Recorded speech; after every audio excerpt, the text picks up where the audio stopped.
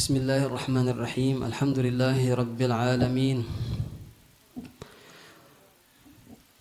Wa bihi nasta'in ala umurid dunya waddin. Allahumma salli wa sallim ala sayyidina Muhammadin miftahi abwabi rahmatillah. Adada ma fi ilmillah salatan wa salaman daimain bidawami mulkillah wa ala alihi wa sahbihi adada ma fi ilmillah. Allahumma salli ala sayyidina Muhammad muhbitir rahmah wa kashifil ghammah wa ala alihi wa sahbihi wa sallim ila yaumil qiyamah. Allahumma salli wa sallim ala sayyidina Muhammadin nurika sari wa madadikal jari wajma'na bihi fi kulli atarina wa ala alihi wa sahbihi an-nur. Amma ba'du, nawayna at-ta'allumi wat-ta'lim wat-tadhakkuri wat-tadhkir wan-naf'a wal-intifa' wal-ifada wal-istifada والحث على التمسك بكتاب الله وسنة رسوله والدعاء إلى الهدى والدلالة على الخير ابتغاء وجه الله ومرضاته وقربه سبحانه وتعالى. يا فتاح يا عليم يا فتاح يا عليم يا فتاح يا عليم افتح علينا فتوح العارفين ورزقنا فهم النبيين وحفظ المرسلين وإلهام الملائكة المقربين. اللهم إنا نسألك العلم اللدني والمشرب الصافي الهني وهاب يا غني. اللهم إنا نسألك العلم اللدني والمشرب الصافي الهني وهاب يا غني. اللهم إنا نسألك العلم اللدني والمشرب الصافي الهني وهاب يا غني. رب اشرح لي صدري ويسر لي أمري واحلل عقدة من لساني يفقهوا قولي. Alhamdulillah, segala puji bagi Allah Subhanahu wa taala yang senantiasa memberikan kepada kita kenikmatan yang luar biasa, yang nikmatnya tidak pernah terputus.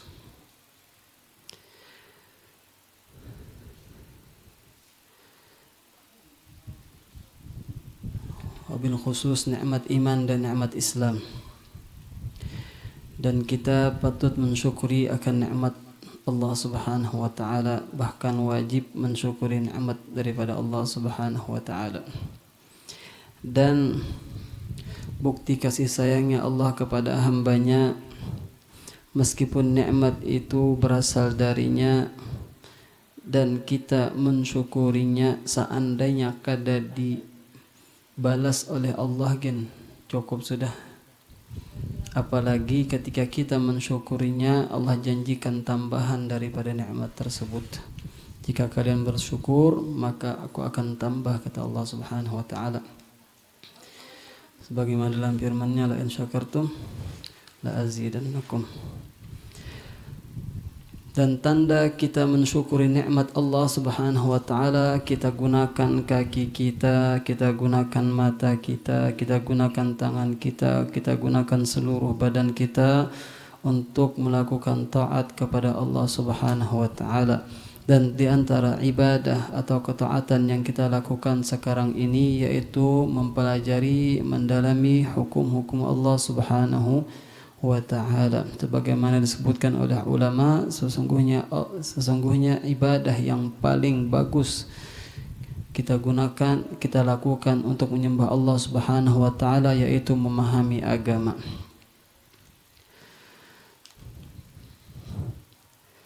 Kita telah sampai daripada pembahasan tayammum. Adapun pembahasan sebelumnya, pembahasan hal-hal yang diharamkan bagi orang yang berhadath. Orang yang berhadath kecil haram baginya melakukan 4 perkara: salat, tawaf, menjapai Quran dan membawa Al-Quran. Dan masuk daripada salat yaitu sujud syukur, sujud tilawah, dan salat janazah. Itu haram bagi orang yang kada berwudu. Sebagaimana kita terangkan yang pertemuan yang lalu, bahaya ketika kita belajar sujud syukur di TV. Kenapa bahaya? Karena orang yang sujud syukur di TV inya babuka aurat sujud syukur juga. Bakal ada bauduan lagi sujud syukur juga. Jadi sujud syukur itu hukumnya sama dengan salat, harus berwudu, harus menutup aurat. Kemudian itu kan ada 4 diharamkan bagi orang yang berhadas kecil: salat, tawaf, mencapai mushaf Al-Quran, dan membawa Al-Quran. Adapun bagi orang yang junub, diharamkan baginya 4 itu sama, dan ada tambahannya. Tambahannya yaitu begana di masjid atau mondar-mandir di masjid, itu haram bagi orang yang junub. Dan lagi tambahannya membaca Al-Quran. Di samping diharamkan baginya membawa dan mencapai Al-Quran, juga diharamkan baginya membaca Al-Quran. Namun yang diharamkan baginya membaca Al-Quran jika yang dimaksudnya adalah Al-Quran, membaca Al-Quran untuk mendapatkan pahala membaca Al-Quran. Adapun jika tujuannya membaca Al-Quran untuk mengamalkan zikirnya, maka boleh. Orang sebelum tidur biasanya membaca Qul huwallahu ahad 3 kali, Qul a'udzu birabbil falaq 3 kali, Qul a'udzu birabbin nas 3 kali, ayat kursi 1 kali.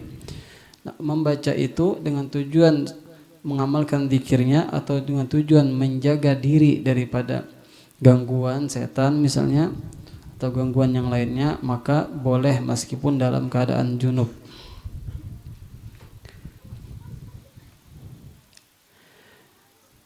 Jadi misal kita mengamalkan wirdul latif, membaca Qul huwallahu ahad 3 kali, kemudian Qul a'udzu birabbil falaq 3 kali, Qul a'udzu birabbin nas 3 kali, itu kada apa-apa. Kenapa? Karena niatnya untuk menjaga diri, untuk membaca zikir.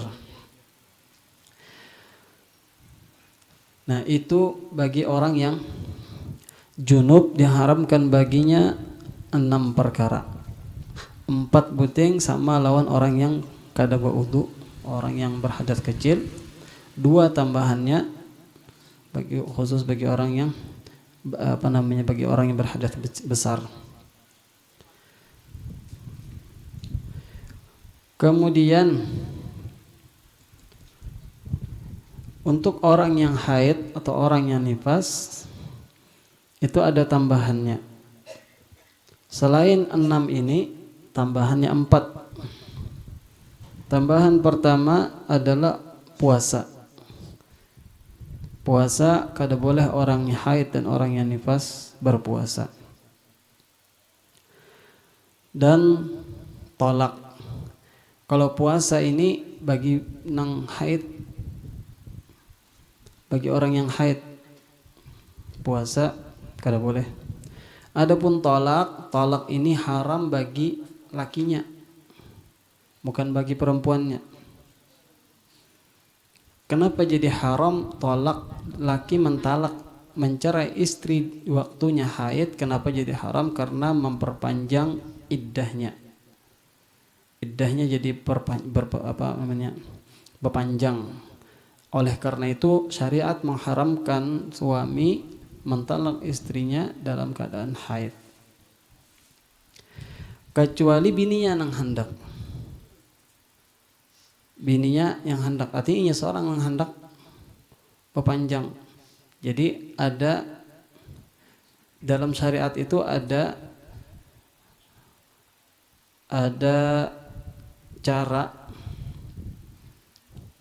cara sekira misalnya laki bini tadi membayar kepada laki, artinya talak aku bayar ikam 10 juta misal. Si lakinya cinta benar misalnya, kadang hendak mentalak tapi bininya merasa terganggu, si laki ini sembahyang kata sembahyang misalnya, pemabuk terus, baik talak, suruh mentalak kada mau, disuruh mentalak kada mau, jar bini mentalak aku, cerai aku, nah aku bari kam 10 juta. Kira-kira bisa hakun bang? Atau 1 juta? Kada harus mahal bang, itu sekedar gambaran aja. Sebenarnya ini kada melajari mencerai lah, cuma ini sekedar tahu tahu hukum aja. Ketika si istri yang mau, si laki kada haram mentalak. Kalau panggar ini kam lagi haid, kada boleh aku mentalak ikam. Tapi karena si nang bini hendak, inya juana hendak berpanjang iddahnya, maka si laki jatuh dosanya. Jadi talak ini keharaman bagi si laki, bukan bagi si perempuannya dalam keadaan haid. Dan tambahan juga melewati masjid, tapi jika takut mengotori masjid. Orang bahari kada bersoptek, takutan kepina titikan darahnya di masjid haram. Nah, orang yang melalui masjid, lewat ke masjid, masuk masjid, takut mengotori masjid, ini kada orang haid aja. Siapapun yang membawa najis, misalnya titikan misalnya najisnya, itu haram lewat masjid. Kalau pang imbah babagi daging kurban, membawa plastik titikan darahnya lewat masjid itu haram hukumnya, mengotori masjid. Mengotori masjid haram hukumnya.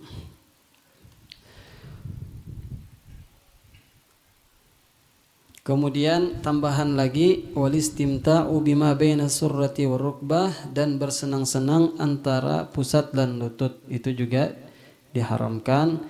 Kenapa? Karena bisa memancing kepada hal yang tidak boleh. Pada hal yang tidak boleh. Jadi kada hanya bersenggam aja yang tidak boleh, bersenang-senang antara pusat dan lutut pun tidak boleh. Kemudian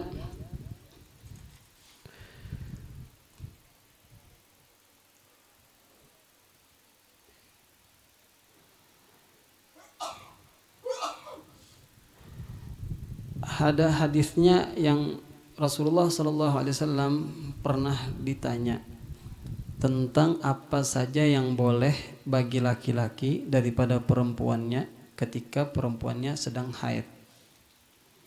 Sebagaimana sebutkan semalam, artinya orang jahiliyah itu ketika istrinya haid, jangankan digauli, peparakin kada, ketika makan kada bergabung, diasingkan. Tapi indahnya Islam tetap memperbolehkan bergabung, makan bergabung dan lain sebagainya bergabung. Yang kada boleh apa? Yang di bawah antara apa tadi? Pusat dan lutut. Dalam hadis yang boleh adalah ma fauqal izar, di atas tapih. Biasanya kan tapih itu antara pusat dan lutut. Nah, keharaman ini sampai kapan? Keharaman ini sampai darahnya terputus dan mandi. Seperti sholat tadi. Sholat misalnya perempuan tadi suci. Sebelum mandi tetap kada boleh. Harus mandi dulu baru boleh. Kemudian kayak menjapai Al-Quran. Sebelum mandi kada boleh. Kalau pang berwudu jar, japai Al-Quran. Sebelum mandi tetap kada boleh, mandi dulu baru boleh. Tapi ada 3 yang boleh sebelum mandi. Setelah selesai haid, suci daripada haid, boleh 3. Yang pertama talak, ditalak boleh, sudah suci boleh ditalak. Kemudian pas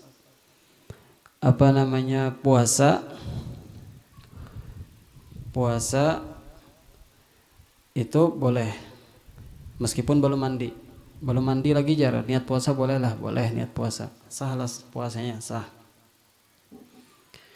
Kemudian wat-tuhuru yahillu bil inqita', wat-tuhuru dan bersuci boleh, berwudu boleh, sudah putus haidnya belum mandi misalnya berwudu boleh. Apalagi mandi wajibnya, memang sudah dianjurkan mandi wajibnya. Kemudian yang dimakruhkan bagi orang yang junub,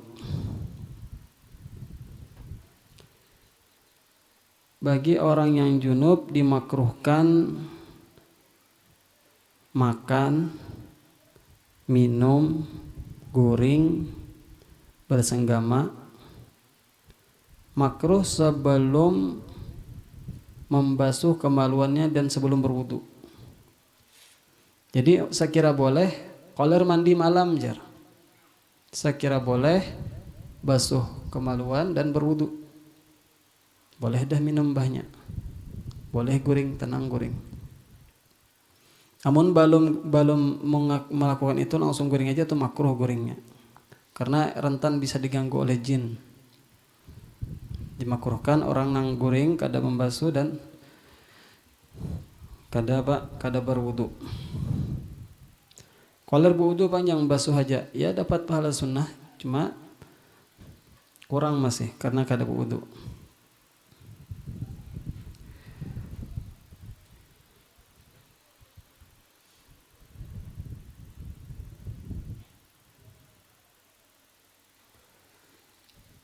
Kemudian pembahasan yang selanjutnya adalah masalah tayammum. Tayammum ini adalah merupakan kemudahan di dalam Islam. Jadi ada waktunya kita tuh kada ada banyu. Dipaksalah mencari banyu kada. Walaupun harus sulak ke kintab, di muara kintab karing sungai lawan laut. Mustahil bang lah. Parak kada mustahil adatan. Biasanya laut itu kada karing. Misal berada di gunung, misal di Gunung Riam Adungan misalnya, karing banyu di situ. Apakah harus keluar ke kintab mencari banyu? Kada harus. Caranya bang, cari di sekitar, kena ada cara mencarinya. Mun kada ada jua banyu, pakai bertayamum.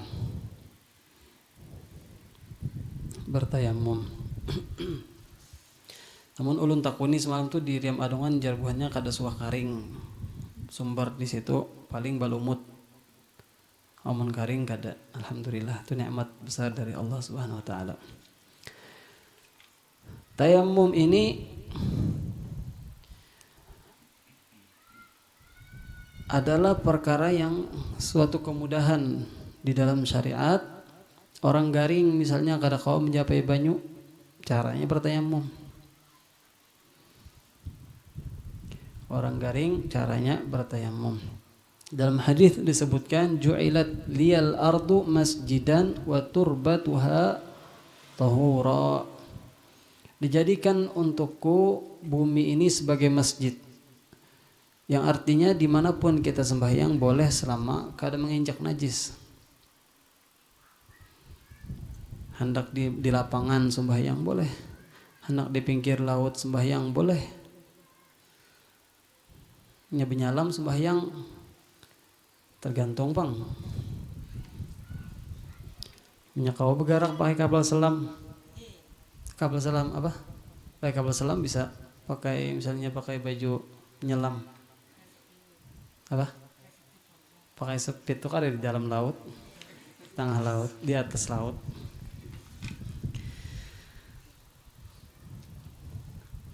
Dan dijadikan tanahnya sebagai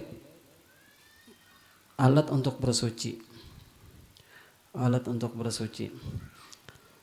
Dalam Al-Quran disebutkan, wa in kuntum marda aw ala safarin aw jaa ahad minkum minal ghaiti aw lamastumun nisaa falam tajidu ma'an fatayammamu sa'idan tayyiban famsahu biwujuhikum wa aydikum minhu. Jika kalian sakit atau dalam perjalanan atau habis membuang hajat atau habis bersenggama lawan istri lalu tidak menemukan air, maka bertayamumlah, carilah tanah yang baik untuk bertayamum, sapulah mukamu dan tanganmu. Itu dalil. Dan ayat ini turun ketika perang Bani Mustalik.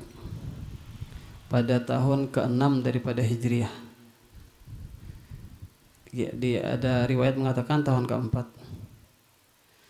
Waktu itu di perjalanan gugur perhiasan Sayyidah Aisyah. Lalu waktu itu di jalanan kedada banyu sehingga kesulitan, tapi tetap Rasulullah dan sahabat-sahabat beliau mencari.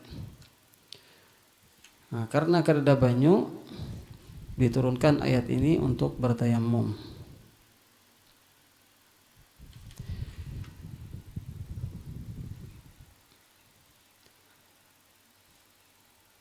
Tayamum ini secara bahasa adalah al-qasdu. Tayammamtu maksudnya aku menginginkan atau aku bertujuan, menghendaki. Adapun secara syariat yang maksud dengan tayamum adalah isalut turabi ilal wajhi wal yadaini bi syara'ita makhsusatin. Menyampaikan turab tanah ke muka dan kedua tangan dengan syarat-syarat yang ditentukan.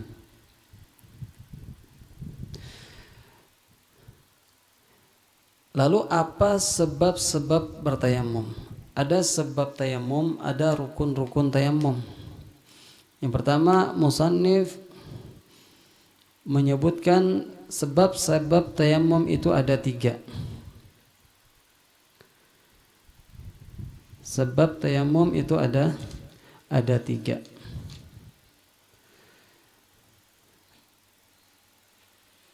Tiga ini digabungkan dalam perkataan ulama, yaitu al-ajzu anisti'malil ma'i hissan aw syar'an, yaitu ketidakmampuan dalam memakai air baik secara panca indera atau secara syariat. Kada mampunya secara panca indera atau secara syariat. Jadi kada mampu secara panca indera, yaitu kada tatamu banyu. Memang karing banyu, kada tatamu banyu. Atau secara syariat banyu ada, tapi syariat membolehkan kada makai banyu, seperti garing amun memakai banyu bertambah, ujar dokter ikam jangan memakai banyu selama 2 hari. Minum boleh, tapi luka di awak ikam tuh jangan kena banyu, ujar dokter. Jangan berinisiatif seorang, ujar dokter, betakon non orang yang ahlinya. Ini mun kena banyu kayak apa, ujar dokter, jangan. Amun kena banyu lambat. Nah, itu bertayamum. Syariat memperbolehkan bertayamum.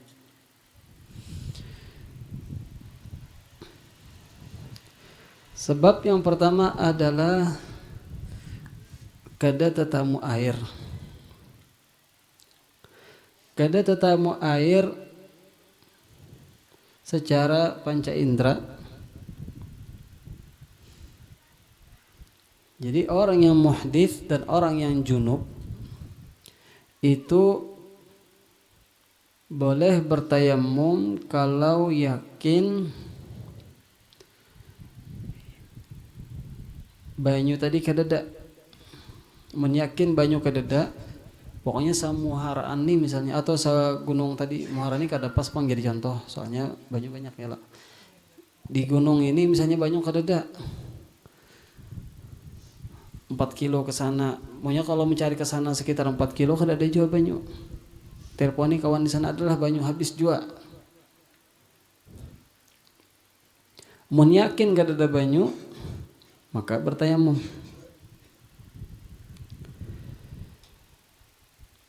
Tapi amun ada perasaan, ada sangkaan, ada banyu, maka wajib mencari. Setiap waktu sholat wajib mencari. Apa cara mencarinya? Nah, amun menyangka atau mengira atau menduga ada banyu, wajib mencari di sekitar rumahnya cari, atau kalau pakai mobil di mobilnya, rumah ini dicari. Wa inda rifqah al-mansubin lil manzil adatan, dan tetangga sekitar dicari.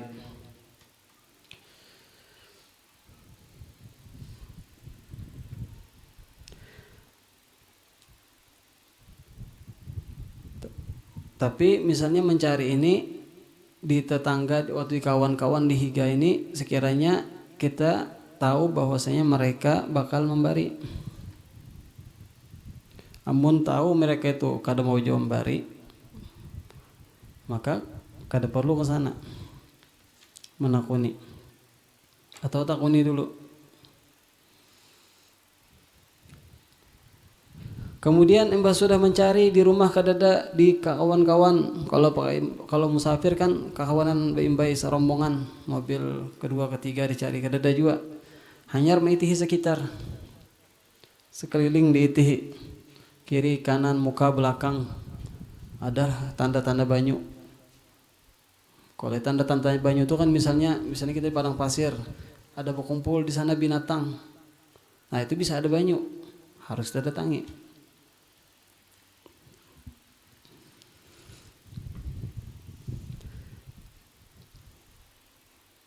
Tapi misalnya kada rata, banyak pohon, misalnya di hutan, di gunung kan banyak pohon, maka harus kita berjalan mencari. Berjalan mencarinya ini sejauh apa? Sejauh 144 meter. 144 meter. Kira-kira hitungan lapangan bola 1,5-nya lapangan bola biasanya 100 meter lah. Ya lah, 100 meter. Biasanya yang ulun tahu pulang. 101 lapangan tambah setengah lagi. Cari ke sana, cari pulang sana sekeliling.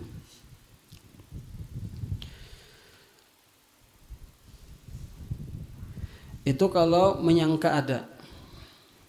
Mun lebih pada itu, Bang, lebih pada 150 meter, maka kita harus yakin. Amun kada yakin, kada wajib kita sampai ke sana.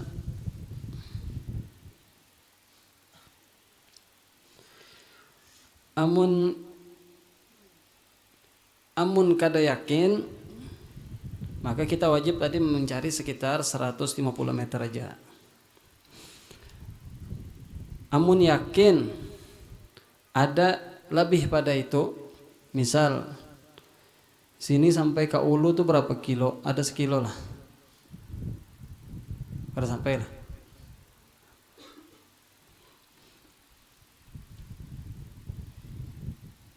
Ke sini sampai ke Ulu kada sampai sekilo, berarti wajib mencari ke Ulu.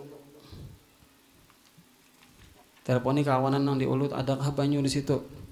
Menyakin ada, wajib ke sana.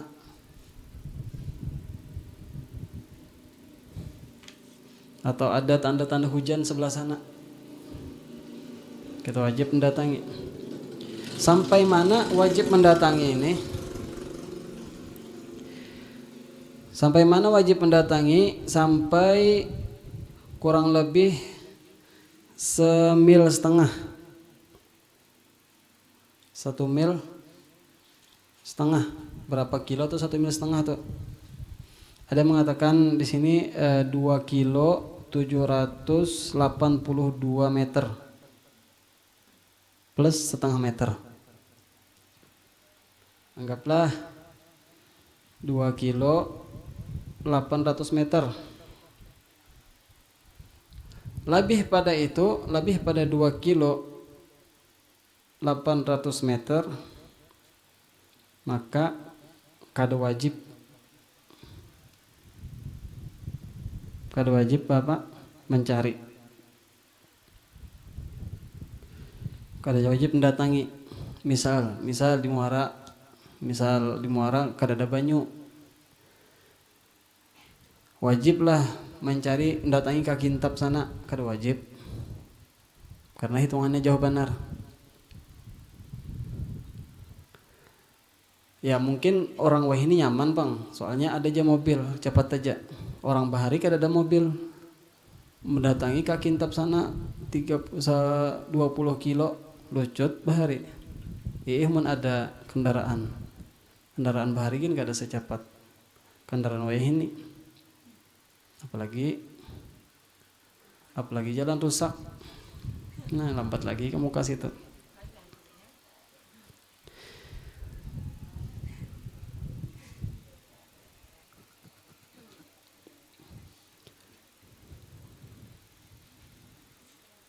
Tapi bolehlah datang ke sana boleh. Wajibnya kada wajib boleh bertayamum. Kada wajib ke sana. Misalnya yakin di Kintab ada banyu, orang gunung misalnya di telepon orang Kintab ada banyu kah ada. Yakin ada banyu. Bolehnya datang ke Kintab. Kalau pangkar biasa bertayamum jar. Kalau suah belajar tentang tayamum atau kayak apakah bertayamum jar pakai tanah pangkamuha. Turunnya ke Kintab bawa mobil pickup mengambil banyu.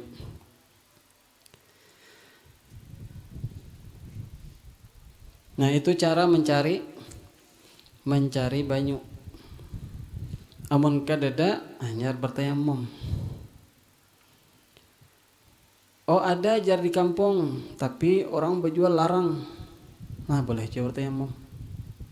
Tapi kalau ada di kampung orang berjual standar aja harganya aqua prop itu 3.000 aja sebuting, wajib kita nukar kesan wudu. Tapi kalau dijual harganya lebih daripada standar, satu tank misalnya 500.000, nah anu kan biasanya orang memanfaatkan kalau barang tuh langka mahal, nah biasanya kayak itu. Nah kalau dalam keadaan seperti itu barang langka mahal kada wajib kita menukar banyu. Boleh bertayamum.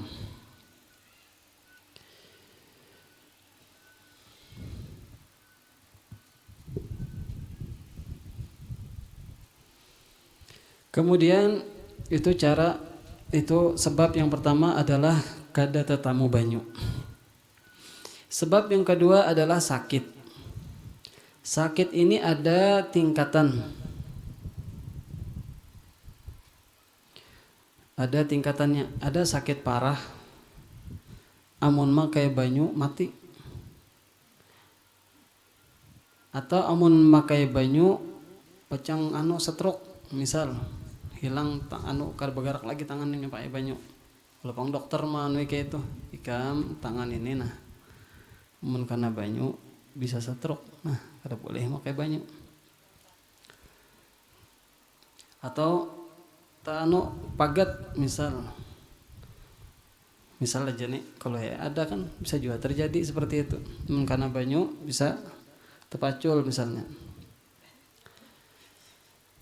Maka bertayamum. Atau misalnya bertambah sakitnya, artinya ujar dokter amun ikam makai banyu sembuhnya lambat sebab banyu tadi. Biasanya luka kalau kena banyu terlambat sembuhnya lah, jadi jangan pakai banyu luka.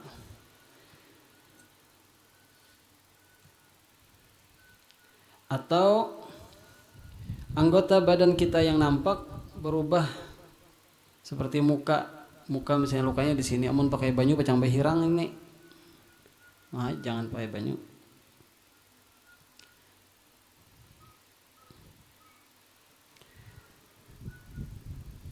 Dan sama juga bagi orang yang sakit ini, misalnya lagi musim dingin, amunnya pacang pakai banyu, musimnya dinginnya dingin benar misalnya, dan kada mampu dia memanaskan air, maka sama hukumnya lawan sakit ini. Amunnya pacang menyebabkan kerusakan awak kita, apalagi menyebabkan kematian, maka kada boleh memakai banyu.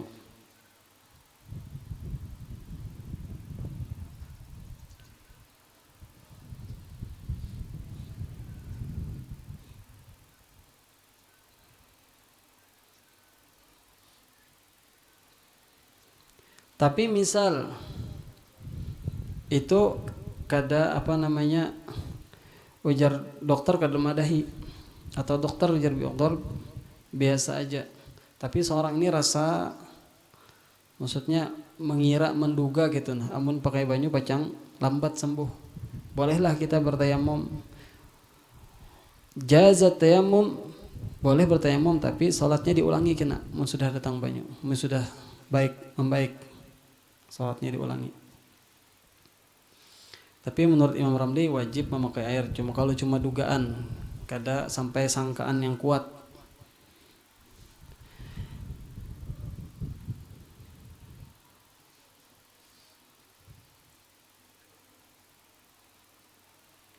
Tapi mun sakitnya ringan aja.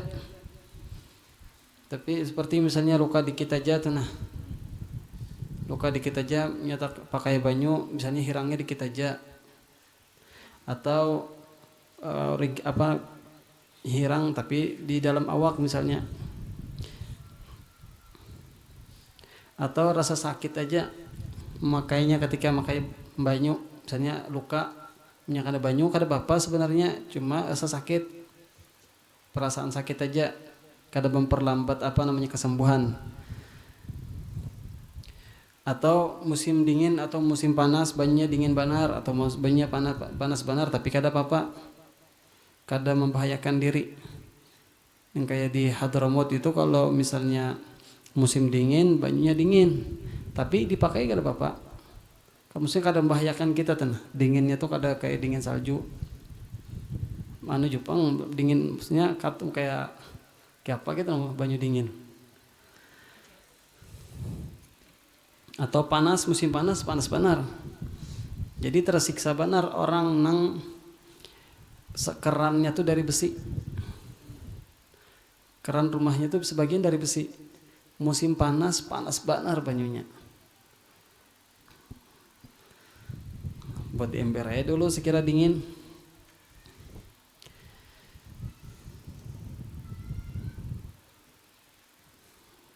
Musim panas benar, musim dingin benar. Tapi alhamdulillah sekarang sebagian orang dimudahkan kau membeli pemanas banyu. Jadi ada mesinnya pemanas banyu, mandi air hangat. Meskipun musim dingin kau mandi air hangat.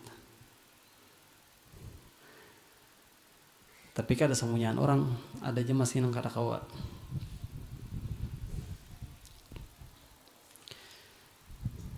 Contohnya di rumah ulun tuh di rumah suga apartemen yang ulun sewa tuh kadada masih pemanas banyunya. Karena harus nukar seorang, kena air dulu. Jadi cara berwudunya bang, alhamdulillah.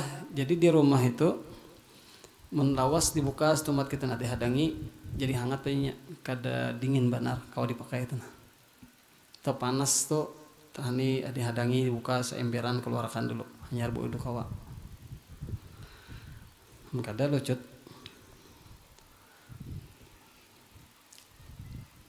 Nah, amun sedikit seperti ini aja maka kada boleh bertayamum.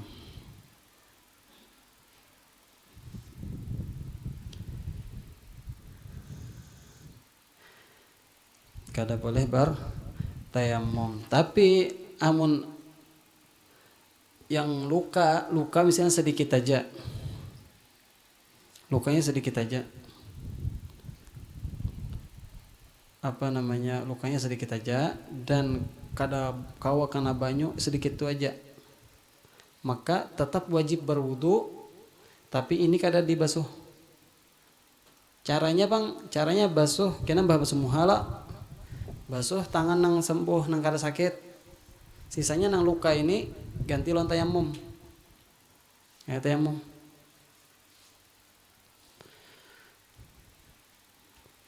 Jarang pang ada yang menggawi udah kita loh, kada tahu bang. Atau biasa aja gitu nah luka kena banyu. Atau kada sembahyang, bahaya benar. Aku garing jar, betis luka na bangkak, kena aja dulu sembahyang, nah berdosa itu. Baperban batis jar. Kena aja sembahyang. Nah, berdosa tuh. Kemudian sebab selanjutnya masalah meninggalkan sholat. Kena aja kita bahas di babnya ya lah. Dan sebab selanjutnya adalah walihtiyaju ilaihi li'atashi hayawanin muhtaram. Airnya dibutuhkan untuk karena hausnya binatang atau makhluk hidup yang dihormati, yang kada boleh dibunuh. Adalah binatang yang boleh dibunuh? Ada. Binatang mengganggu, biawak misalnya, boleh dibunuh. Buaya, tikus mengganggu, boleh dibunuh. Cacak mengganggu, meherai rumah kita terus. Ular misalnya. Nah, adapun misalnya kita bingungan kambing, banyu kita tadi kita simpan, gasan kita minum, gasan binatang kita minum. Atau bingungan apa kita.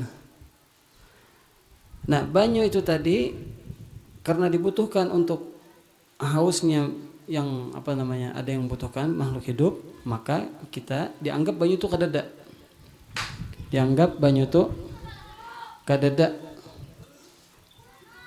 Boleh bertayamum. Lalu adalah binatang yang kada dihormati, makhluk hidup yang kada dihormati. Ada makhluk hidup yang kada dihormati, ada 6.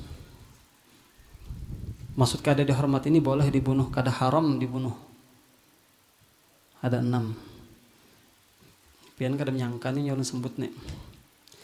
Yang pertama adalah tarikus salah, orang yang meninggalkan salat. Di rumah misalnya ada banyu, tapi nang pacang meminum nang kada sembahyang, wajib pakai wudu. Kalau boleh meninggalnya.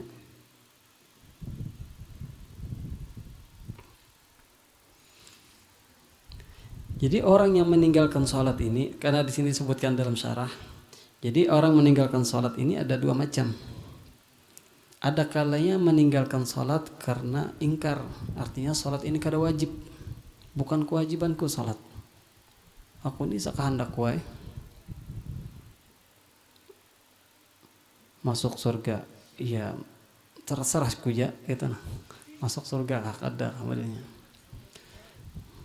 Nah, orang yang meninggalkan sholat karena ingkar, mengingkari kewajiban sholat, itu hukumnya murtad dan dibunuh dalam keadaan kafir.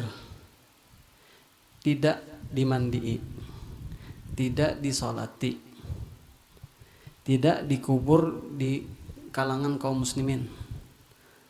Di sini di mananya ada orang kafir meninggal, kada ada tempatnya kah? Kada suah lagi lah ya. Alhamdulillah. Kada dari kampung kita orang kafir. Nah, amun tadi orang yang meninggalkan sholat karena ingkar, si pemimpin boleh membunuh inya dan kada disolati, kada dimandii, kada disolati, kada dikubur di kalangan kaum muslimin. Karena pacang mengganggu kaum muslimin. Amunnya dikubur di kalangan kaum muslimin, kartahan kaum muslimin dengan kuciakannya, dihukum Allah Subhanahu wa taala. Kemudian hartanya jadi fai, milik Baitul Mal lil muslimin, diambil oleh imam, dianak di Baitul Mal. Itu orang yang meninggalkan sholat karena ingkar. Adapun orang yang meninggalkan sholat karena malas, yang macam kedua ini meninggalkan salat karena malas, maka dibunuh sebagai hukuman, yuqtalu haddan, dibunuh sebagai hukuman, tapi tetap dihukumi orang Islam, dimandii, disolati, dikuburkan di pekuburan muslimin. Dan hartanya pun kada boleh diambil, hartanya milik ahli waris. Tapi kada sembarangan bunuh, ada syaratnya. Syarat yang pertama, ihnya meninggalkan sholat bukan karena udzur. Kalau misalnya lupa misalnya, itu dimaafkan. Atau guring 2 hari guring. Misal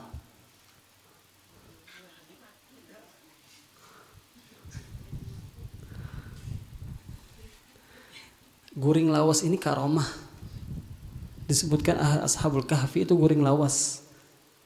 Kenapa dijadikan guring lawas itu karomah? Karena kedadanang kawa orang normal tuh kadang kawa guring lawas. Maksudnya kawa 2 hari guring tanpa jeda tuh kada kawa. Coba guring pasti ada terbangun. Selawas-lawasnya 12 jam. Terbangun pasti. Ada kawa. Tapi orang kada guring tuh kawa lawas. 2 hari kada guring tuh ada kawa. Pikiran ya kada guring 2 hari itu ada. Tapi guring lawas itu kada kawa. Sehebat apapun kecuali di bius. Di bius tuh ada guring. Atau koma tuh guring lah. Ada yang suka koma. Ada ya, alhamdulillah. Nauzubillah min dzalik. Anak petakun bener ya. Maksudnya pas koma itu apa rasanya tuh? Sadarkah? Atau orang bepandir tuh mendengarkah? Atau kada gitu.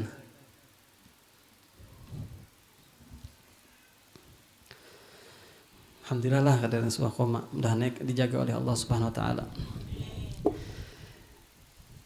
Yang ketiga syaratnya setelah imam menyuruhnya.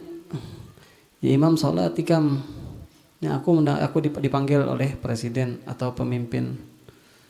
Jar pemimpin ikam ini aku dengar kada sembahyang. Ikam ini menyatat masih saja kada sembahyang akan kuhabiskan nyawamu. Karena mengganggu kaum muslimin. Rahmat jadi kada turun di kampung gara-gara ada yang kada sembahyang. Itu syarat yang keempat, disuruh bertobat dulu. Disuruh bertobat.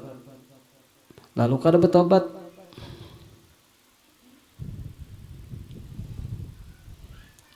bertobat, nah baru dibunuh. Seram lah dibunuh. Bujur seram mendengarnya, tapi nang orang-orang ketika mendengar kayak ini takutan kada sembahyang.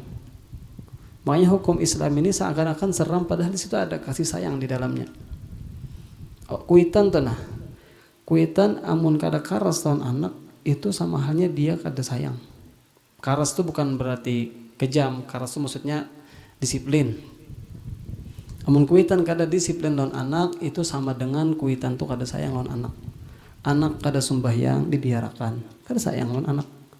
Anak main game balawasan dibiarkan, kada sayang lawan anak. Anak dibiarkan nonton YouTube sampai subuh. Ada tuh orangnya. Kada sayang lawan anak. Mun sayang lawan anak pasti ditegasi. Nah tegas ikam amun malam ini main HP lebih pada sejam misalnya, maka esok wajib apa hukuman yang beri takutan lah. Tapi kada wajib mengaji misalnya 2 juz. 2 juz tuh bujur aja kada tapi yang lawas. Tapi berat benar bagi orang yang kada atau jam mengaji. Atau ikam amun esok atau malam ini nonton HP lebih pada 2 jam, esok kusita HP-nya selama 2 hari. Berat juga itu. Ketika kuitan ini menyiksa seperti itu, menghukum seperti itu, apakah itu bukan tanda kasih sayang? Itu tanda kasih sayang. Ketegasan itu bukti kasih sayang. Guru tuh namanya mengajar, dibiarkan santri itu terlambat, kada dinasihati. Dibiarkan santri itu misalnya melakukan hal-hal yang mengganggu kawannya. Guru tuh kada sayang lawan santri itu. Tapi ketika guru menghukum, itu bukti sayang guru. nyawa ini takutan Jepang guru menghukum bisa dilaporkan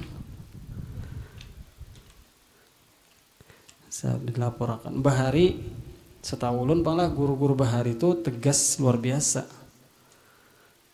tegas tapi hasilnya jadi-jadi santri, tegas tapi jadi wah ini lemah lembut tapi kelihatan Jepang hasilnya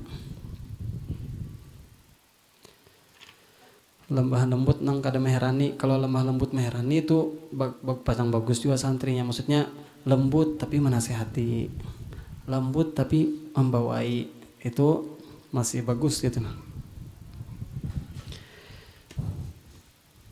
Kalau kita bahari di kintab tuh kada hafal habis tangan dah siap-siap aja, atau disuruh merumput.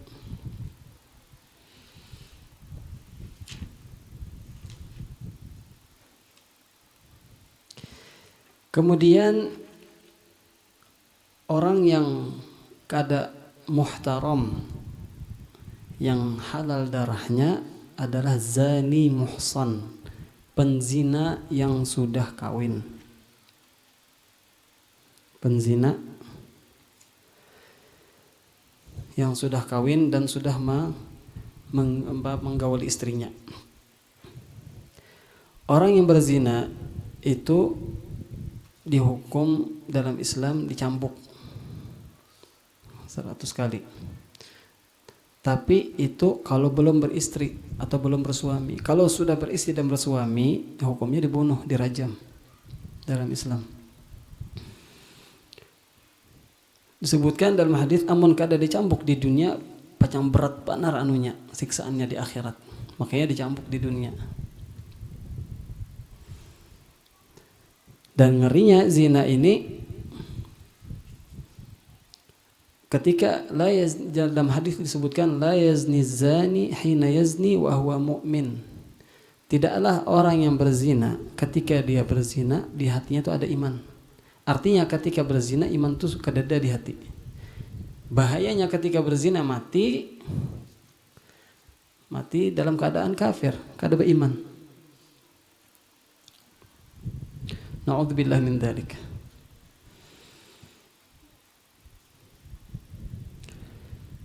Si laki nang tahu bininya berselingkuh berdiam itu maksudnya dapat dosa juga. Orang lebih aja. Bahkan dihukumi dayuth yang ditulis di dalam disebutkan Habib Ibrahim semalam. Tiga golongan yang kada masuk surga, di pintu surga bertulisan diantaranya adalah dayuth, orang yang kada ada kecemburuan di dalam hatinya, tahu bininya berzina biasa aja, berselingkuh biasa aja.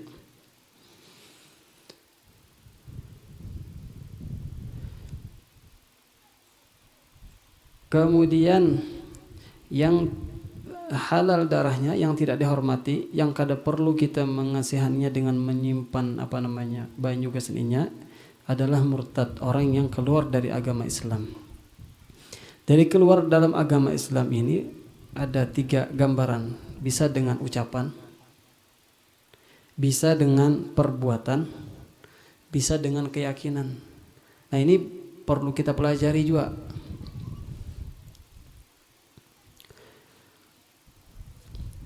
Karena kadang-kadang perbuatan, contoh yang dengan perkataan, misalnya mengejek Al-Quran itu keluar dari agama Islam. Mengejek sholat misalnya, mengejek Nabi Muhammad itu sudah keluar. Atau apalagi mengatakan keluar, jelas terang-terangan. Yang kada terang-terangan aja mengejek seperti itu sudah keluar dari agama Islam. Harus bertobat, harus syahadat.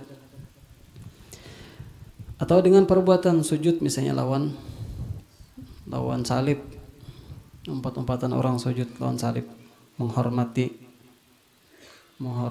tetangga aja, 4 juga sujud, itu murtad jadinya. Atau dalam hatinya ingkar lawan Islam, kada hakun bertuhan lawan Allah, maka keluar dari agama Islam. Na'udzubillah min dzalik. Orang ini Amun misalnya disuruh bertobat, maka dibiarkan. Tapi kalau bertobat, kada mau bertobat, tetap saja ingkar, maka dibunuh. Hukumnya seperti orang yang musyrik. La ilaha illallah. Dan ini perkara hati, ini bahaya benar. Jadi kita dianjurkan meminta kepada Allah iman yang kuat yang tidak diiringi oleh kekufuran. Sebagaimana ada riwayat hendaknya berdoa, Allahumma inni as'aluka imanan la yartad wa na'iman la yanfad wa qurrata 'ainin la tanqati' wa murafaqata nabiyyika sallallahu alaihi wasallam fi a'la jinanil khuld. Ya Allah, aku meminta kepadamu iman yang tidak murtad dan nikmat yang tidak habis, wa ketenangan hati yang tidak terputus, dan bersanding dengan Nabi Muhammad SAW nanti di surga yang paling tinggi yang kekal.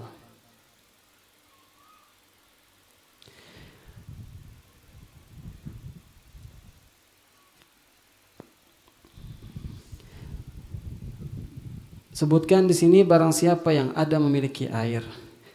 Lalu salah satu mereka yang disebutkan tadi, orang yang meninggalkan sholat, orang yang berzina, dan orang yang murtad tadi, hendak lawan banyu tadi,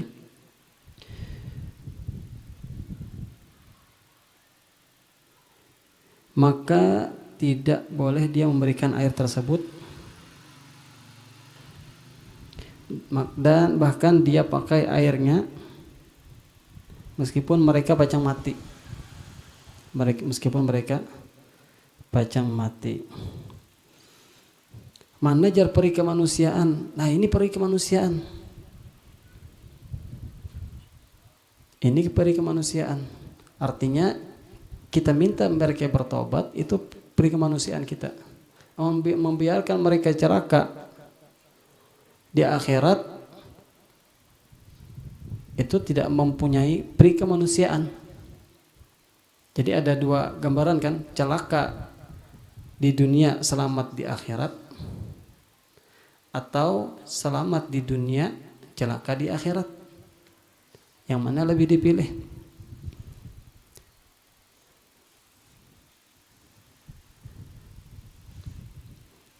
Jadi yang lebih afdalnya kita tidak memberikan kepada mereka supaya mereka bertobat. Artinya padahi mereka itu amun bertobat, aku bari. Amun tetap membari ke banyu mereka, kada sah tayamum kita. Kada sah tayamum kita. Artinya wajib kita memakai banyu tadi, kada boleh kita membari mereka. Amun tetap kita bari mereka, maka kada sah tayamum kita. La ilaha illallah. Jam. Wah, sedang sudah. InsyaAllah kita lanjut kembali di pertemuan yang akan datang. Mudah-mudahan Allah Subhanahu wa taala panjangkan umur kita dalam keadaan ketaatan. Ada sedikit tambahan, artinya orang yang menuntut ilmu datang hadir di majelis ilmu, disebutkan oleh ulama, meskipun kada paham, dia mendapatkan 7 kemuliaan atau 6 kemuliaan. Meskipun kada paham, bulik datang kayak paham, bulik kada ingat lagi. Nang jarsidin tadi, apa nang tadi yo? Nah, orang itu meskipun seperti itu dapat 7 atau 6 kemuliaan. Di antaranya dapat dicatat sebagai penuntut ilmu. Dicatat sebagai penuntut ilmu. Orang yang menuntut ilmu itu di jalan Allah. Orang yang di jalan Allah itu dilipat gandakan amalnya. Dan apabila mati dalam keadaan menuntut ilmu, mati syahid. Mati dalam keadaan terhormat.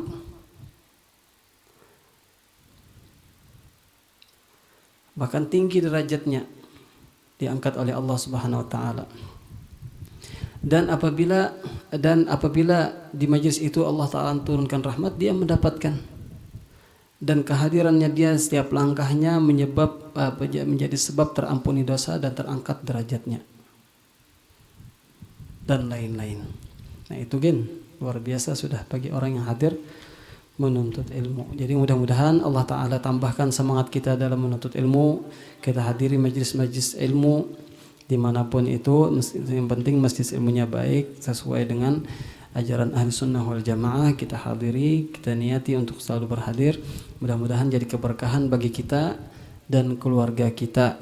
Ada ulama menyebutkan kalau kita hadir di majlis dzikir, majlis baik, meskipun kita kadang mengambil manfaat, keturunan yang ada di sulbi kita akan mengambil manfaat. Keberkahan itu bahkan sampai ke keturunan-keturunan kita. Mudah-mudahan amal ibadah kita diterima oleh Allah Subhanahu wa taala. Kita menuntut ilmu, Allah jadikan hati kita ikhlas. Mudah-mudahan dengan kita menuntut ilmu, Allah taala kenalkan kita akan kebaikan, dan Allah taala cintakan kepada kita, kepada hati kita akan ketaatan dan ibadah. Dan Allah taala jadikan hati kita kadang ketujuh melakukan kemaksiatan, kadang ketujuh melakukan yang makruh, kadang ketujuh melakukan sesuatu yang kadang disukai oleh Allah Subhanahu wa taala. Amin amin ya rabbal alamin. نسأل الله سبحانه وتعالى أن يفتح علينا فتوح العارفين ويرزقنا فهم النبيين وحفظ المرسلين وإلهام الملائكة المقربين ويسر بذلك عن قلب الحبيب صلى الله عليه وسلم ويسر بذلك عن قلب الحبيب صلى الله عليه وسلم ويغفر لنا ووالدينا ومشايخنا ومعلمنا وذرنا علينا أجمعين على هذه النية وعلى كل نية صالحة وإلى حضرة النبي محمد صلى الله عليه وسلم. الفاتحة.